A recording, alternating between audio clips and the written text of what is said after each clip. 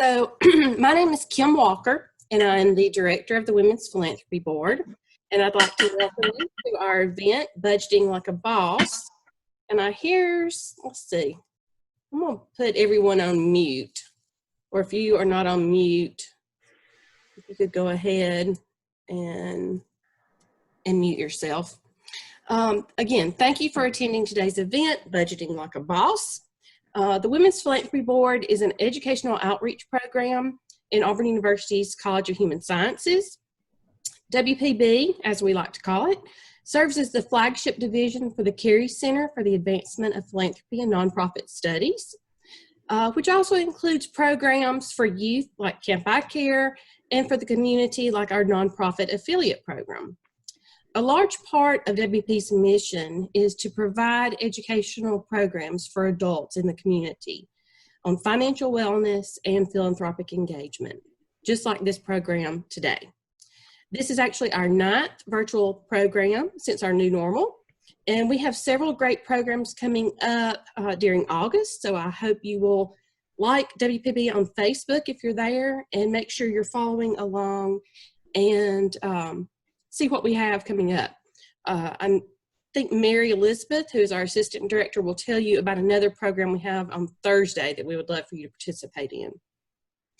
WPB is a membership organization, and all of our educational programs, our mentoring initiatives, and our philanthropic impact are funded by our 200 individual members and 25 corporate and business partners. And if you're interested in learning more about how you can support WPB and our efforts to educate the community, we would love to talk to you about it. For our session today, this can be an open discussion, or Stacy, if you want to hold all questions to the end, let us know. If you would like to, you can always put a question in the chat feature, and we will be happy to read those out to you, to Stacy, towards the end. And now I think I will introduce our speaker. Stacy Miller is our keynote speaker today, and she is a partner and vice president and wealth advisor with Bright Investments, which is a wealth management firm here in Auburn, and they also have offices in Nashville and Tampa. Stacy joined Bright Investments in 2016. She has over 25 years of experience, including leading and advising organizations through strategic, operational, and financial success. Prior to joining Bright Investments, she served as the Chief Operations Officer and Chief Financial Officer for a national nonprofit honoring the service and sacrifice of the American military. She is a military spouse herself, and she works hard to help people through major life transitions such as marriage, divorce, retirement, death, and then how those transitions can affect financial security. She is a fee-only fiduciary wealth advisor, and she's a certified financial planner. She assists clients with investments, financial plans in retirement, college, tax, and estate planning. She holds a certificate in financial planning from Boston University, a BA in sociology from Boston University, and an MBA in finance from Auburn University. So now I'd like to turn it over to Stacy. Thank you so much for her leading us today. Hi, Kim. Thank you for having me. That was a lot. Wow, I sound accomplished. But War Eagle, first of all. And thank you to the WPB for having me today, and especially to Kim Walker and Kim McCurdy for inviting me. I appreciate the opportunity. I have in my notes to introduce myself, but there's literally nothing else I could tell you. Kim, you covered it all. So let's see if I can get my thing to go. There we go. So let's get started. I first want to tell you a story. At the end of May, it was time to get my teeth cleaned. And I have really sensitive teeth, so it's not one of my favorite appointments, but I do it every 6 months, like clockwork. And so I went to the appointment with a high level of anxiety.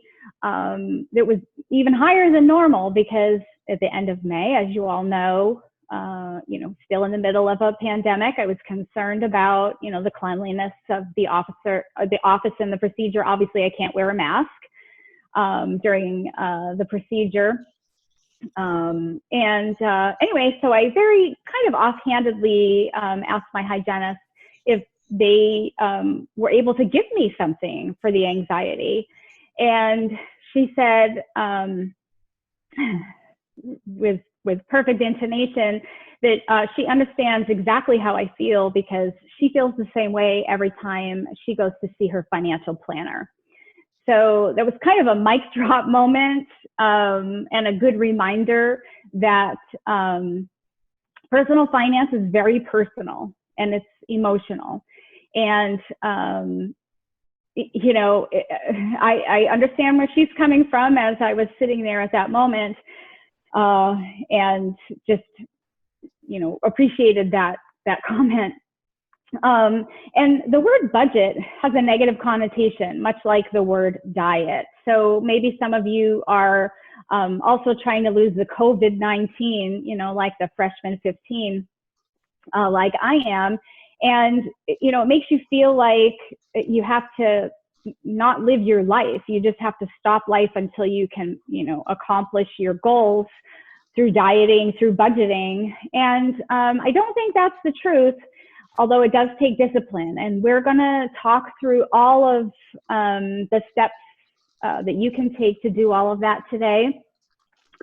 And I want to share with you a quote of a book I just finished reading this weekend. It's called $1 Million Moms. It's about these entrepreneur moms and their entrepreneur teenagers. And how they succeeded in different ventures.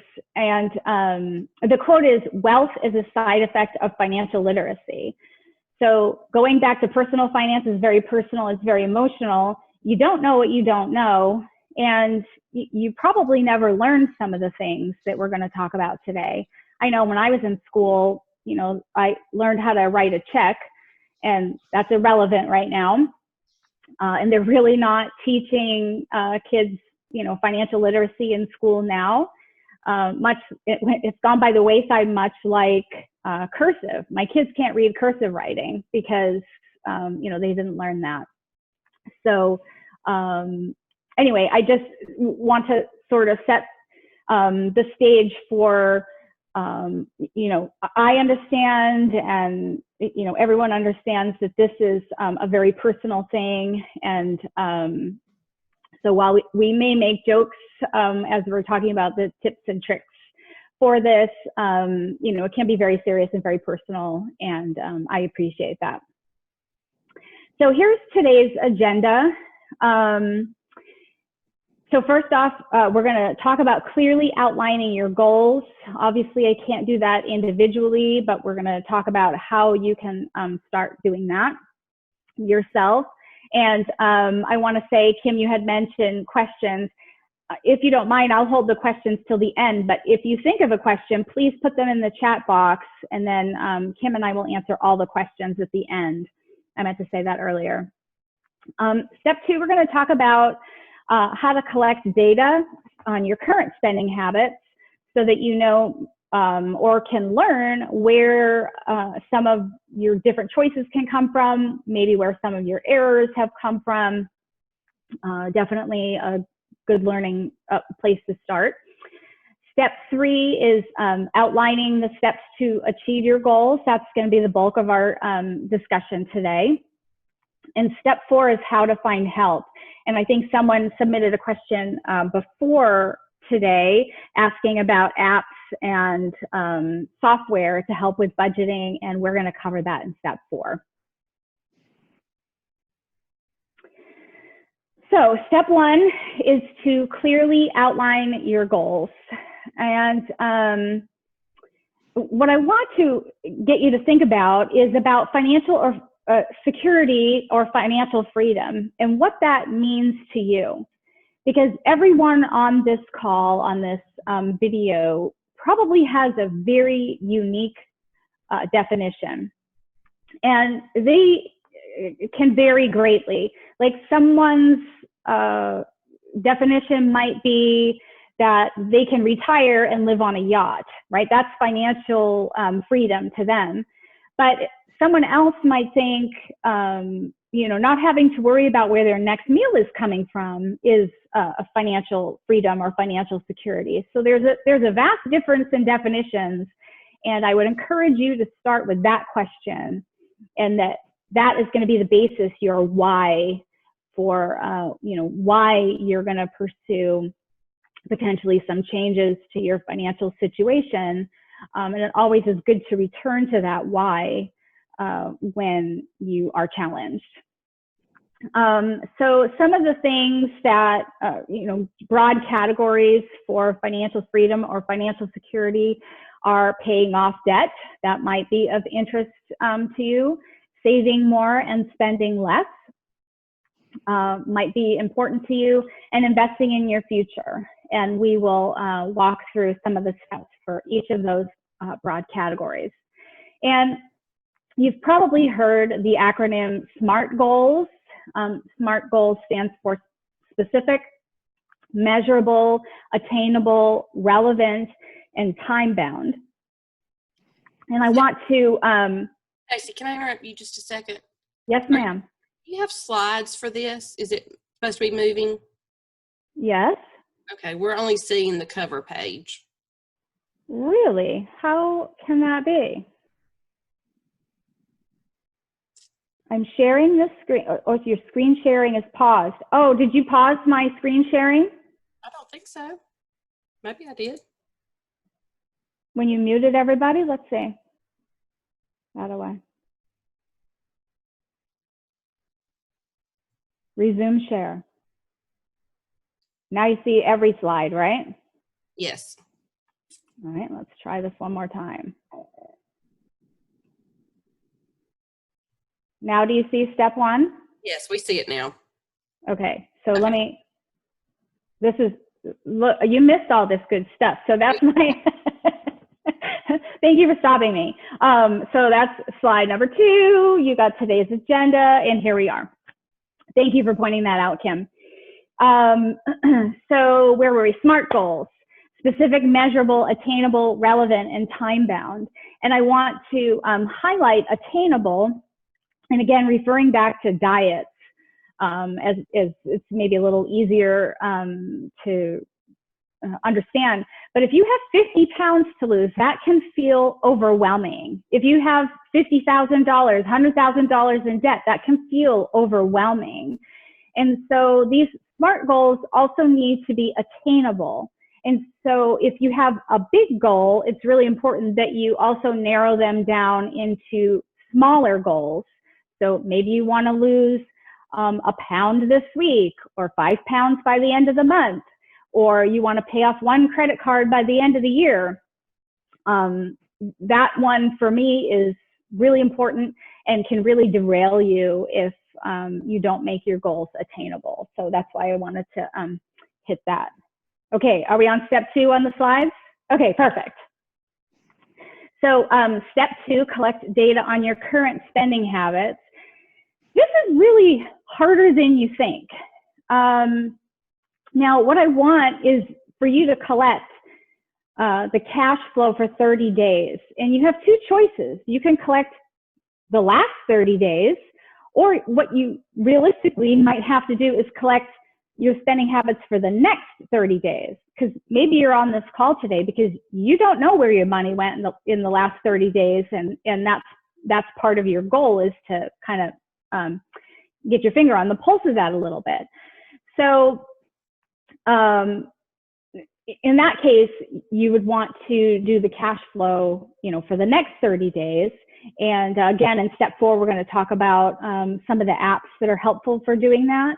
But certainly, it's important to capture that data so you know where your money is coming and going from.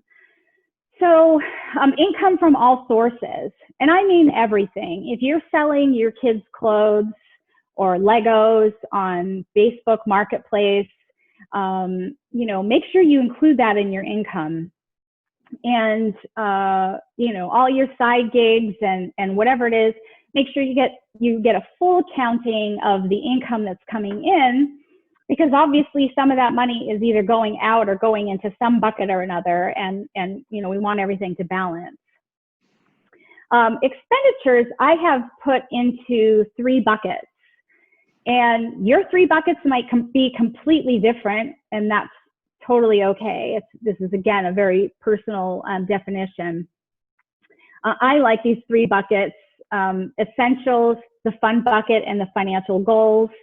But even if you use the same 3 buckets, the same items might not be in those 3 buckets. Now, an example could be your cable bill. Some people might think that your cable bill is an essential, right? It's like a utility bill. And some people might think that their cable bill is in the fun bucket. It's an entertainment. So, thank you. So it's really important that you know, you figure out what works for you, and that you know, you put everything in the right buckets. And you know, what's part of this that makes it really hard is being honest to yourself. You know, I'm going to go back to dieting again. I'm using the MyFitnessPal app to record all my calories. And, you know, you have to say, well, gee, this is 2 ounces of whatever, or, you know, I would love to round down all the time, but that's not really being fair to myself. And so rounding down on your expenditures is not going to do you any good. So you have to be honest with yourself, especially in this collect data phase, so that you really do know how you're spending your money. I want to talk a little bit about credit versus debit versus cash, because this is really relevant in the collect data phase, as well as in step 3 when we get to planning. So each of these has 2 different sides to it, and I'm going to just talk through a little bit. So again, you can think about how you're perceiving each of these. So credit. If you have a lot of credit card debt, then credit might be something that that gives you anxiety and something that you want to reduce. Now, the flip side of that is, you know, there's an opportunity. Credit cards have a lot of points, not just travel points. For example, I have an Amazon card, so you know, I get Amazon points, and I actually charge every single thing, a Diet Coke in the drive-thru, whatever. I charge every single thing on credit because of 2 reasons. Number 1, that helps me keep track of my spending. And number 2, I can maximize the points that I'm gaining, instead of getting points here and points there or no points. So, you know, there's 2 different ways of looking at credit. Debit is the same. You know, a debit card is pulling money directly out of your checking account. So if you want to use what's in your checking account, you know, as a measure, meaning if I'm out of money, then therefore the spending stops with a debit card. You know, that's one way to approach it. The flip side is the debit cards are not terribly safe. And I don't mean they're any less safe than a credit card, but if a debit card gets stolen, then someone could clean out your checking account.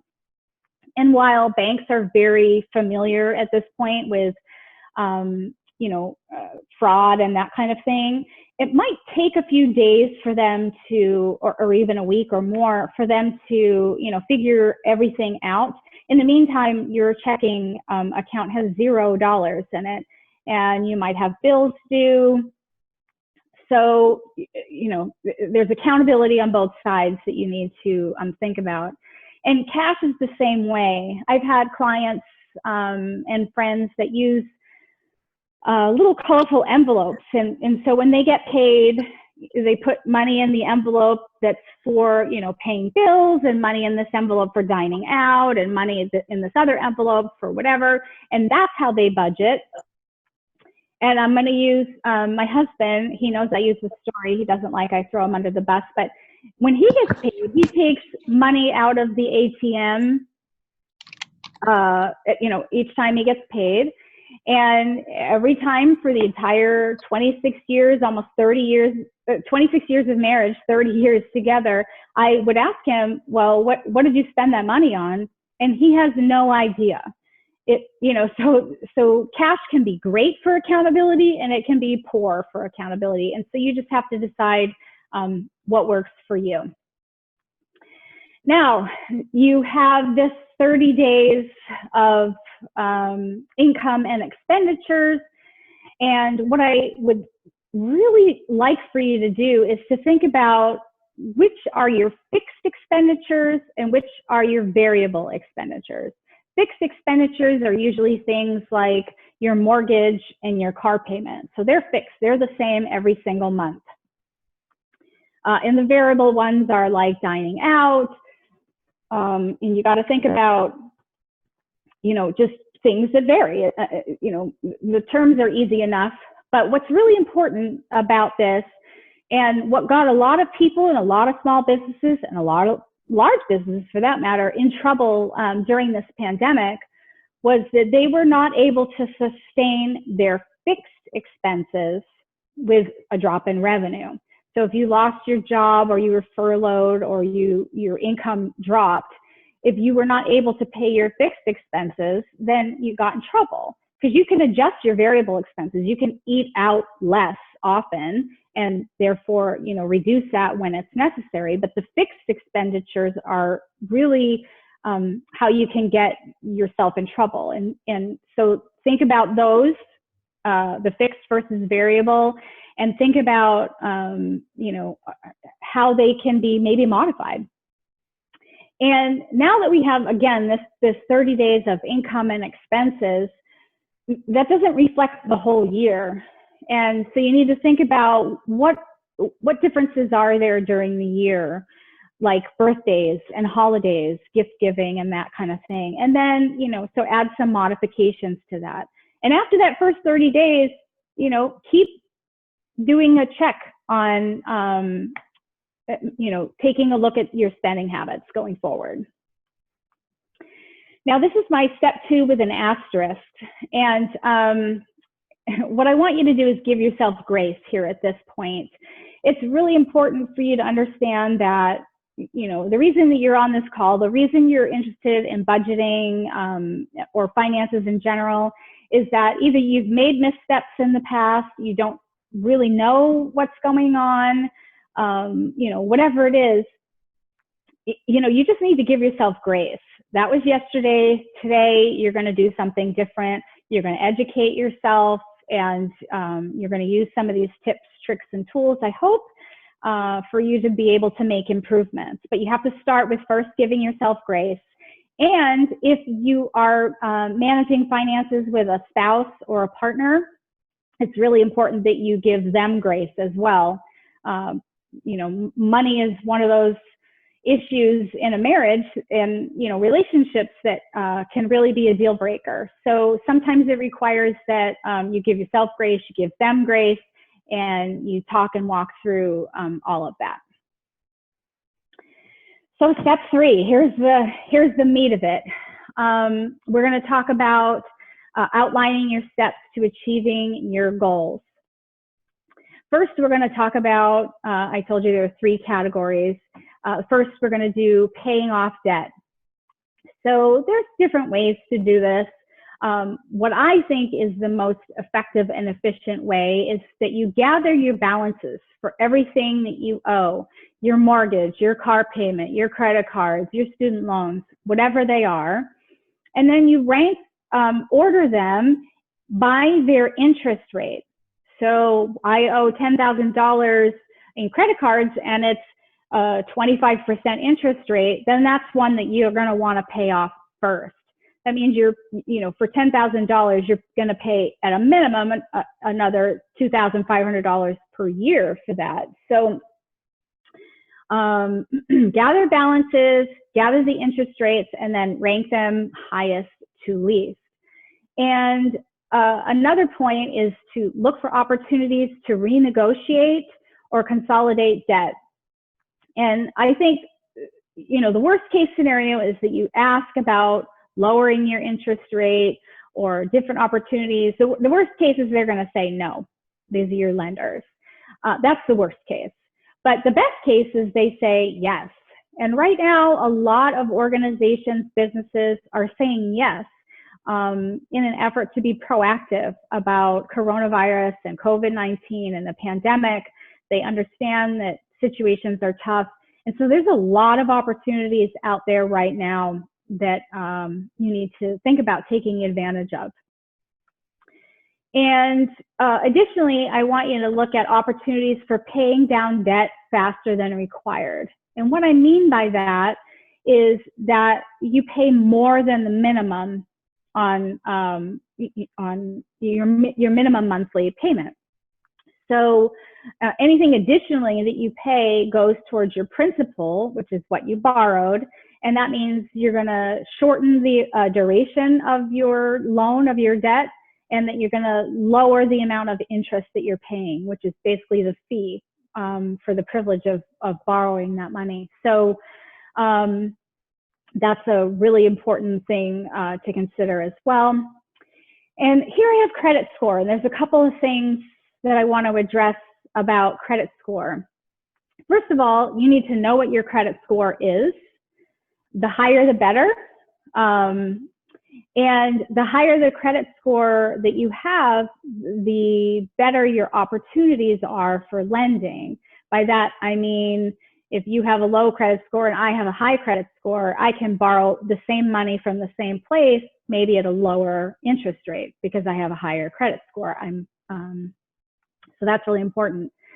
And going back to the opportunities to that are available during coronavirus, specifically right now, mortgages and student loan payments. A lot of organizations, not all, have said that you can forego making those payments for X number of months. I think student loans, federal student loans are through September, and mortgage companies are a little different based on the company.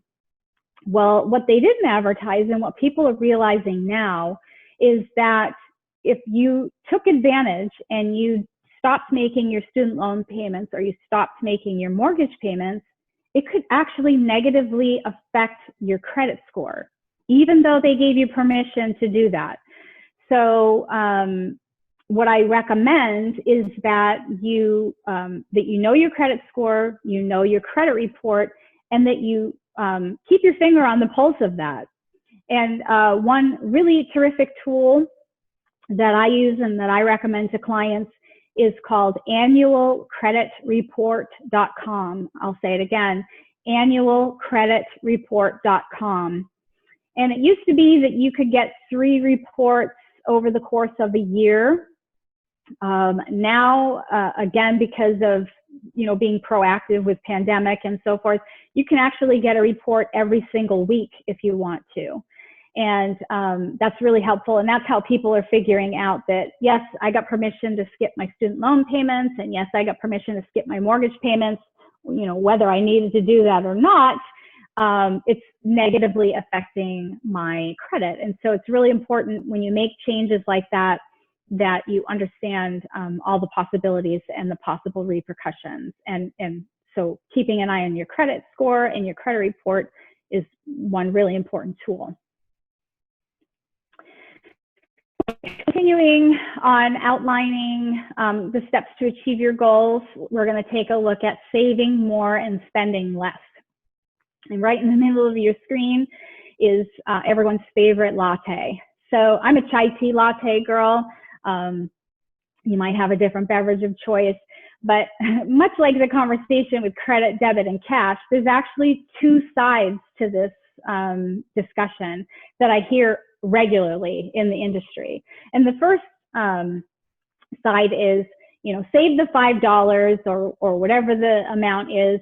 Don't buy the latte. Save the $5 every day or whenever you're spending it, and put it towards saving more or towards, you know, whatever other financial goal you have. And that's absolutely legitimate information and advice. But the flip side of that, and the side that I kind of like, is that if that $5 latte gives you the energy and enthusiasm maybe to work hard during the day and, you know, give you opportunities to achieve your goals, then I think it's worth the $5. And so you can see the you know, the two differences. Sometimes I think about, you know, sometimes just drinking that warm chai tea latte brings me enough joy to help me make it through the day. And, you know, it's different than the first way that I mentioned, but equally important. And so you have to think about that approach for yourself. But I just point that out because it's a really relevant discussion to saving more and spending more. And I have highlighted, bolded emergency fund. And I think I know that is the number one most important priority that you should have. And it's how a lot of people have gotten themselves into trouble, especially during the coronavirus.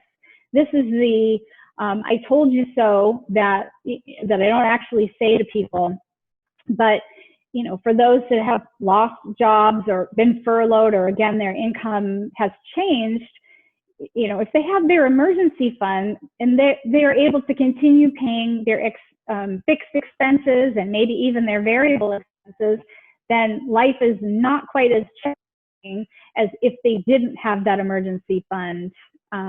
It's how a lot of small businesses are going out of business. They did not have cash available to continue paying those expenses at a minimum, and variable as well. The industry defines an emergency fund as 3 to 6 months of expenses. And there can be a big difference between 3 to 6 months of expenses, but it depends on if you're sharing financial responsibility with a spouse or a partner. It depends on how reliable your income is. But it's really important that you have an emergency fund. It needs to be somewhere that's easily accessible, like a savings account that you have an app on your phone for. And it needs to be in cash, not invested, not in a CD, not, I was gonna say not in your mattress. I guess that would work too, but I don't recommend that. But an emergency fund is really, really important, and should definitely be your first step if you're trying to save more. Next, I have living within your means. And this can be either increasing your means or decreasing your expenditures.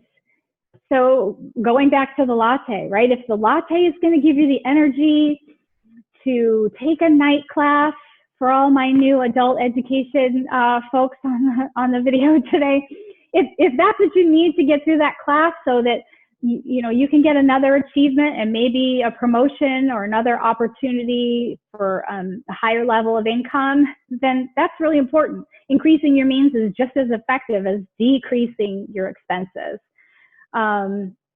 But certainly I wanted to point that out. Make saving automatic. Every Friday, I have money automatically transferred from my checking to my savings account every single Friday. And I know that it goes. If it didn't go automatically, I would probably find another way to make that money disappear, and it is not going to be in a saving avenue. But if you make it automatic, it makes things so much easier for you. The bulk of it, and it's just one bullet point, but this is the hardest part of the work, is assessing expenditures. Again, we talked about fixed and variable, and then deciding where and how you can trim those expenditures. Maybe it's dining out less. I think coronavirus, we've all been dining out less, and even depending on where our income level is, we're probably seeing some cash saving opportunities because we are eating out less. We're probably also sick of it because who wants to cook 7 days a week? I'm over that myself. But there have been some saving opportunities along with that. And the last bullet, don't forget about subscriptions. This is really important. There's just like making saving automatic, those companies that are drafting that money straight out of your bank account or charging your credit card automatically, you forget they're even doing it. You've had a gym membership for 10 years, you haven't gone in 9.5. You know, those are the kinds of things that you need to take a look at. Take a look at your checking account charges, take a look at your credit card statements, find where those are, decide if you need them or not, and figure out how to cancel the ones that you don't need and modify the ones that you do.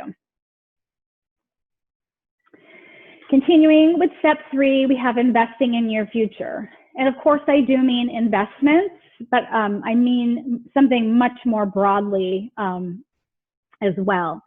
So one of my favorite quotes is from Albert Einstein. It is, "Compound interest is the 8th wonder of the world. She who understands it earns it. She who doesn't pays it."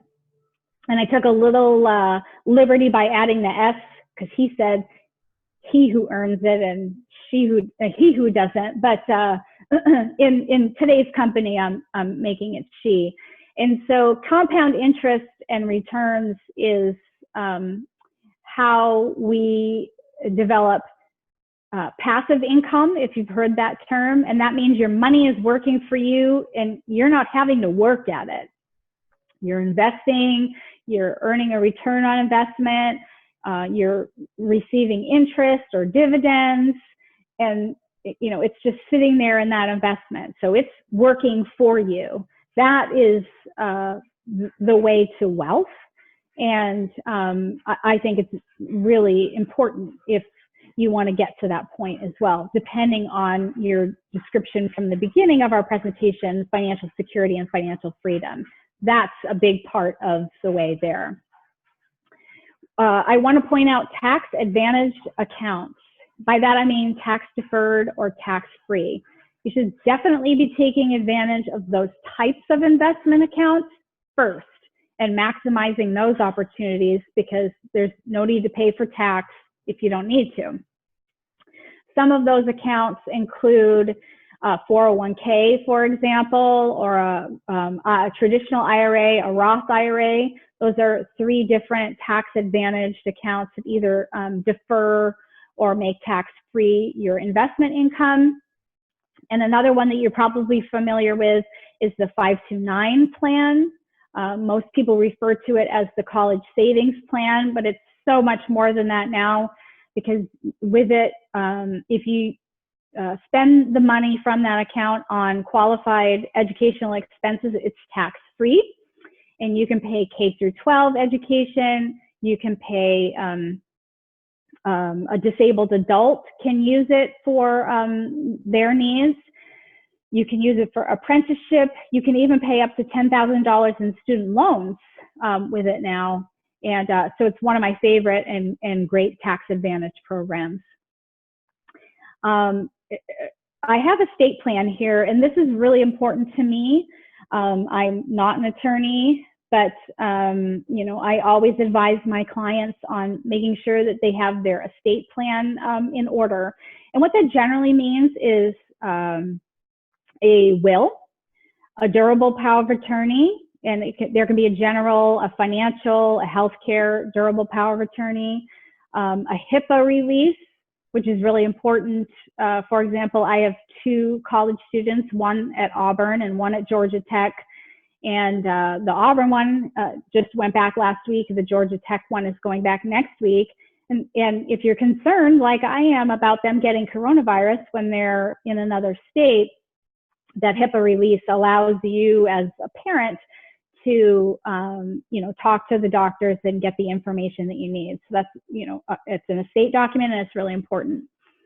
But that's not only investing in your future, but that's investing in the future for your family. So definitely something that I think is important.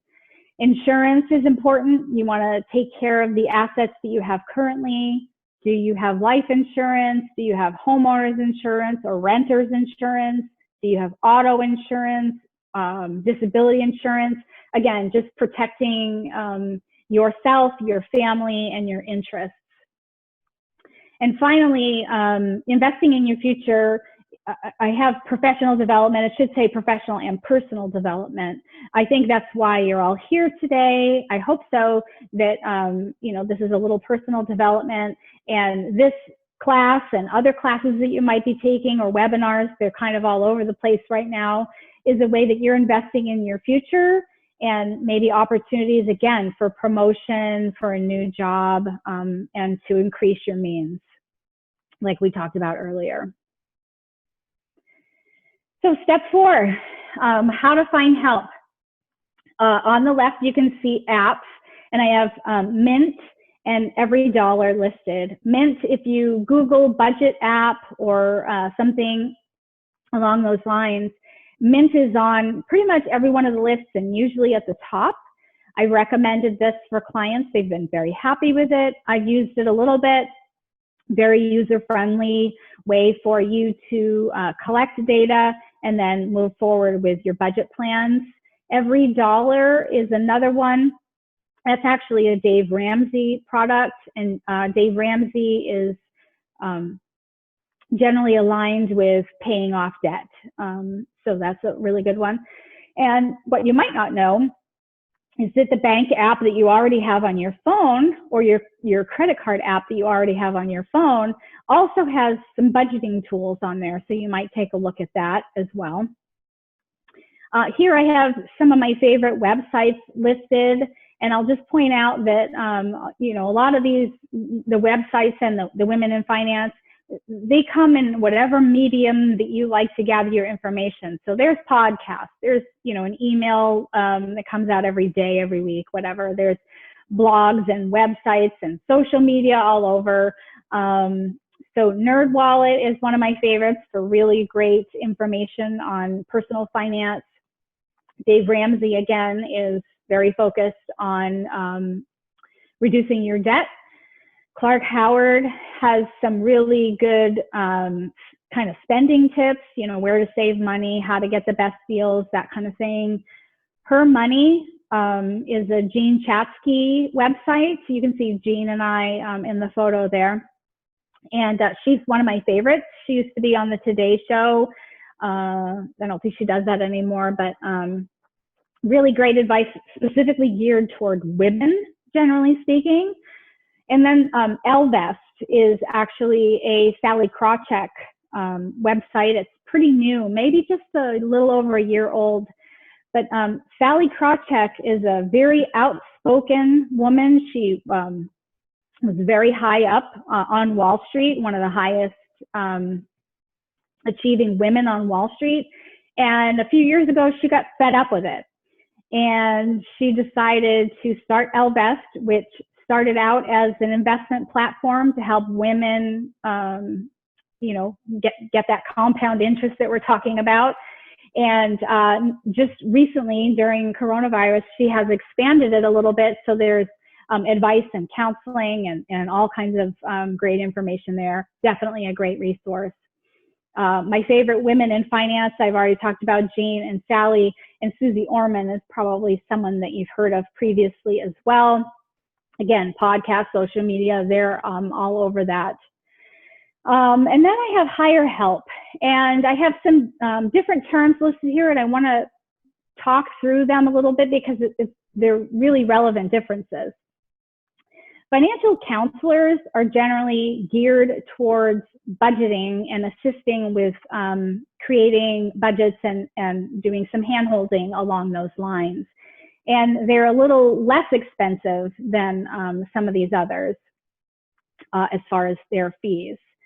Financial coaches, very similar to financial counselors, but they approach it a little differently. They approach it from a behavioral standpoint, meaning it's your behaviors or your attitudes about money that are maybe part of the approach that you need to find solutions. Financial planners, a little bit more expensive, and a little more comprehensive, a little more strategic. So like I mentioned some of the things earlier, financial planners like to make sure that you have an estate plan in place, that you have your insurance in place. You know, they can help you with investments. They can develop a financial plan, you know, so you have your goals listed and, you know, ways to achieve those goals, short and long term. So just a little bit more of a comprehensive approach. And lastly, I have listed financial advisors, and that's the most common term. That encompasses financial counselors, coaches, and planners, and a bunch of other terms that I didn't even list here. It's a very broad thing. And the reason that I bring that to your attention is if you Google financial advisor, you could get just like, I can't even tell you how broad of a category of people that you could pull up. And so I share these other terms with you so that you can narrow your search based on what you're actually looking for to help you with your goals. And two terms that I want to make sure that you're aware of that are really important in the industry right now. First is fiduciary. So you want to look for a fiduciary who has to do what's in the best interest of their client at all times. And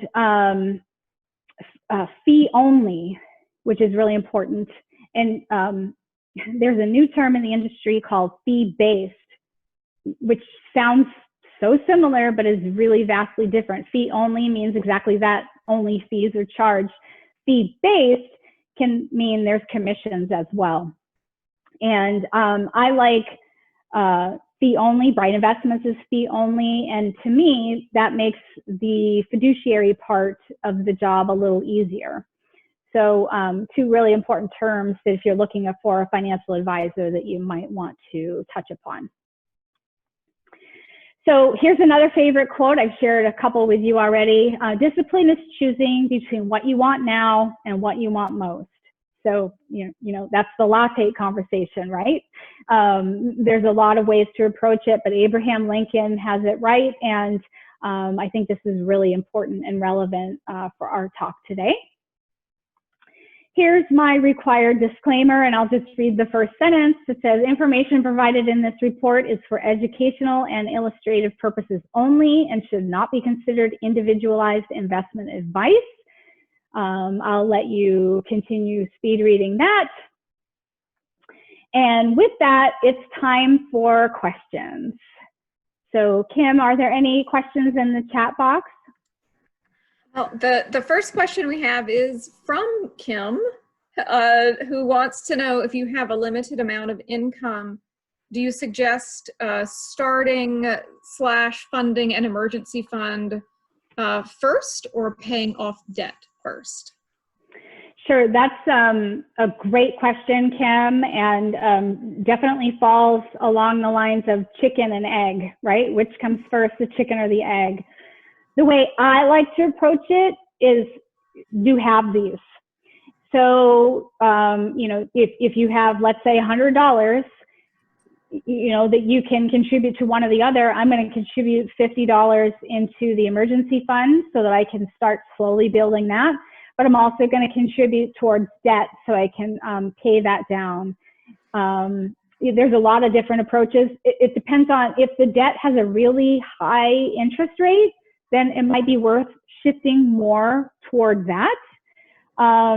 But if you have the opportunity to earn more interest or compound, you know, more than what you're paying for debt, then it might be worth it to approach the emergency fund first.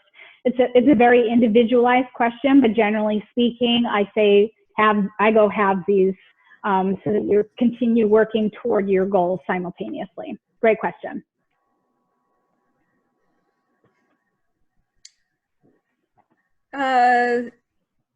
Nesha, and I'm sorry if I'm pronouncing that wrong, would like to know if paying more than the amount due applies to mortgage payments.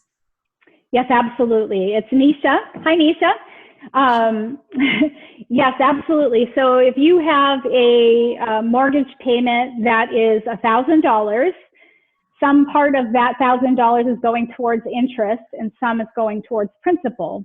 And at the beginning of a mortgage commitment, more is going towards interest, and that number gets slower as you approach the end. But anything that you pay over that $1,000 goes all to principal.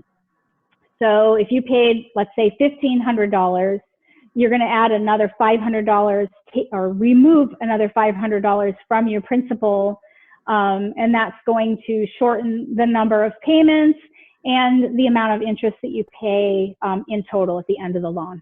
So great question, Misha. Thank you. Elise says, how can she find out how much she's paying in fees for an investment fund?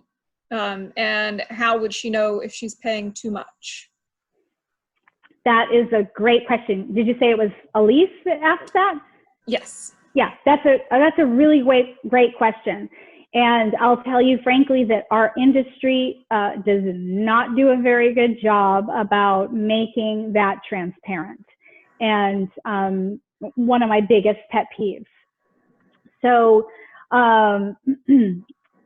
the first recommendation I would have for you is to ask your advisor, ask the people that you're working with to lay it out clearly. And my fingers and toes are crossed that you get a straight answer and that they include everything. Those disclosure documents that you get that you never read, that have so much legalese and the print is, 6 point.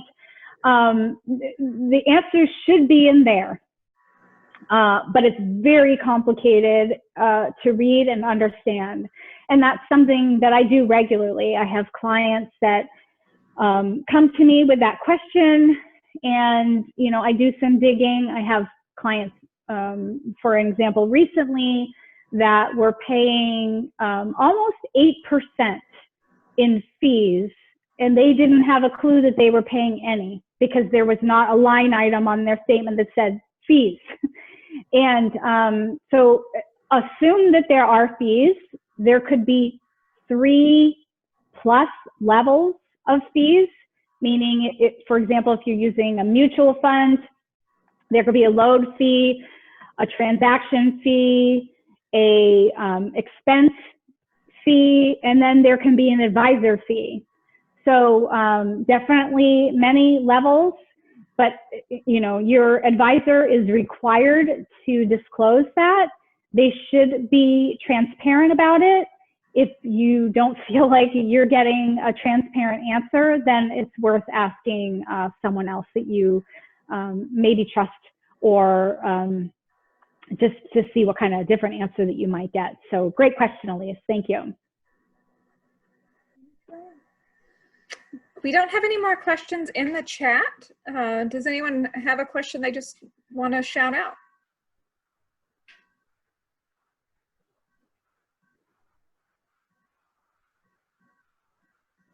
Okay. No more? And so, oh, go ahead, Carrie. No, I was just going to ask, what do you recommend, or how do you go about starting an estate plan? Is that something you work through with your advisor, or is that a separate step that's done outside your advisor's firm? Sure, that's yeah, that's an attorney. Those are legal documents, and so you'd have to work with an estate planning attorney. There are documents available online. Anything online could be great. It could not be great, but that's an estate planning issue. I will say that, like I mentioned earlier, I have a 19 and a 20-year-old, and I did estate plans for them during coronavirus for the reasons that I mentioned, the HIPAA release, but they got wills, so we just did the whole package, and the power of attorney, everything. And so, if it's simple, if you don't have this, grand, wealthy estate, and it's relatively simple, it's therefore relatively inexpensive, and can really improve the scenario for your family when there are opportunities to use those documents. Great, thank you. Welcome. I have a question, Stacy. Yes, ma'am. And I hope that I say this all clearly. So was raised by parents during the Depression, that grew up in the Depression. So I've never really believed that much in debt, which has been really good for me. But if someone were to have like less than 20%,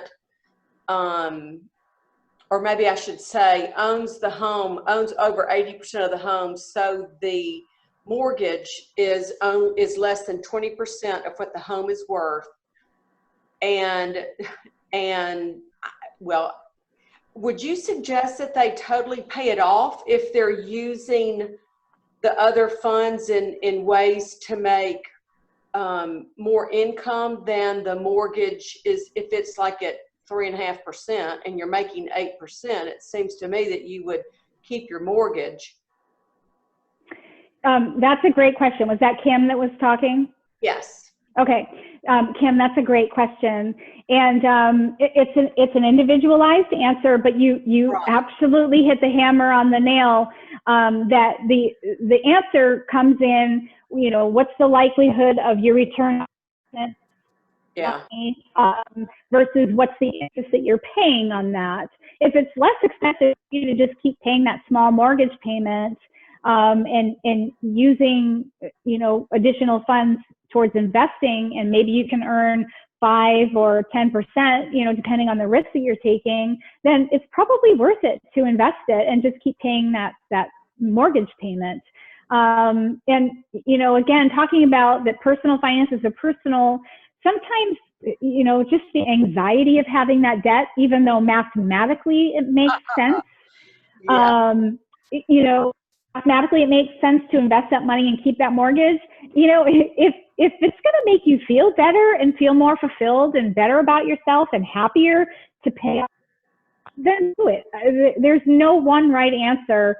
But again, you know, part of personal finance is math, and part of it is, you know, personal, emotional, like we talked about at the beginning. So not one answer, but you definitely have you're heading in the right direction with the way you phrased your question. Thank you. Okay, one more question and I'll hush.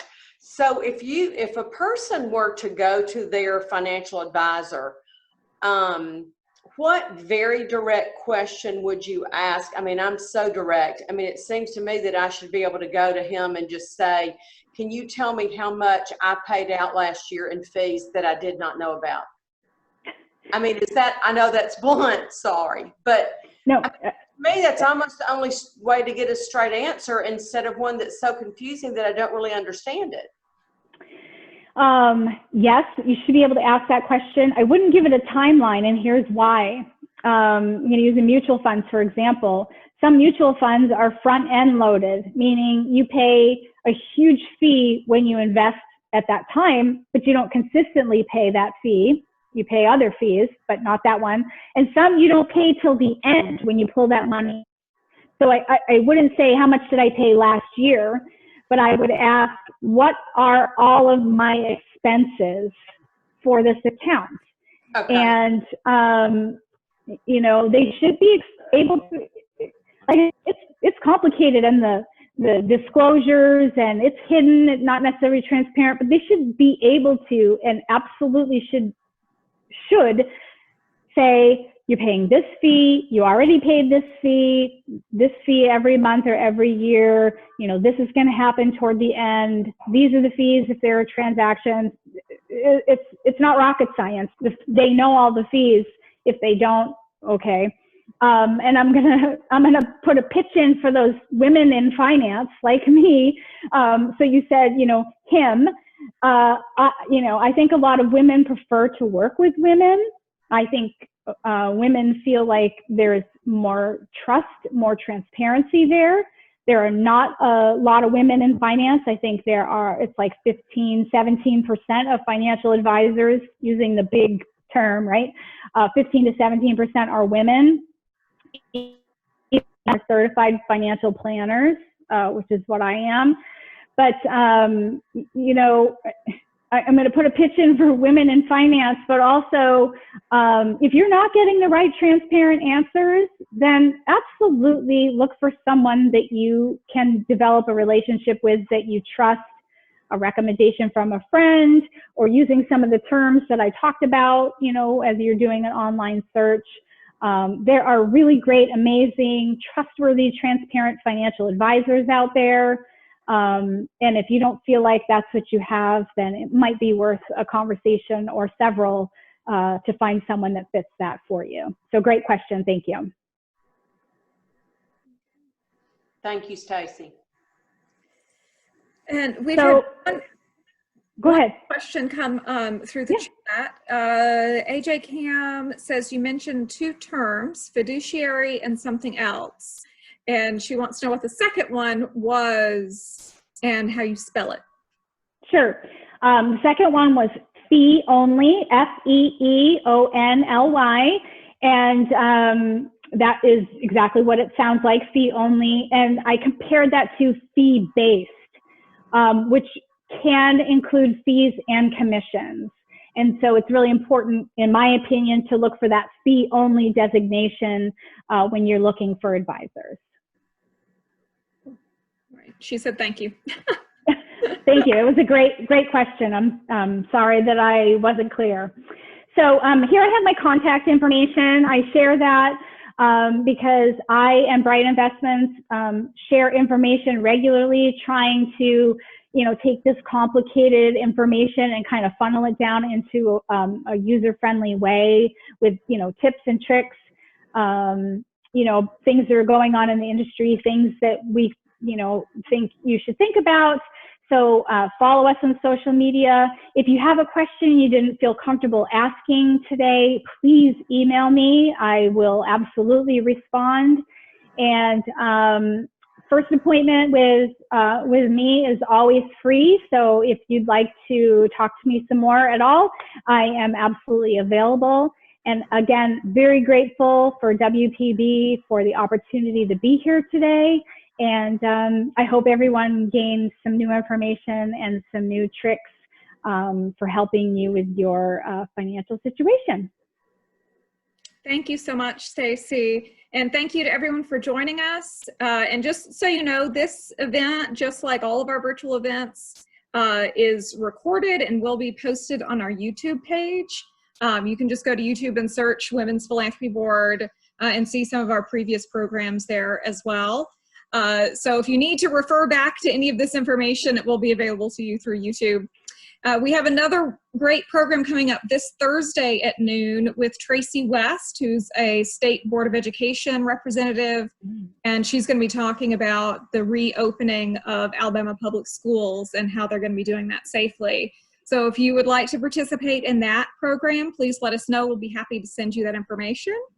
And I'd like to thank our members who make programs like this possible, and especially our corporate partners who provide large sustaining gifts. And they are Alabama Power Foundation, Alabama Outreach, Blue Cross Blue Shield, Chambliss King, EAMC Foundation, The Flower Store, UBS, and Warren Averett. Thank you, everyone. Thank you. Thank you, Stacy. This was great. Good, good. How many people did you have on there? Do you know? I think it was up to about 25. Oh, okay, because I can only see 4 people. Hey, Stacy, this is Sid James. I just want to tell you that was outstanding. Thank you so much. And I look forward to meeting you one day. Well, thank you very much for the kind words, and I do too. Well, it was outstanding. Super. Oh, thank you. Thank you so much. Thank you, Stacy.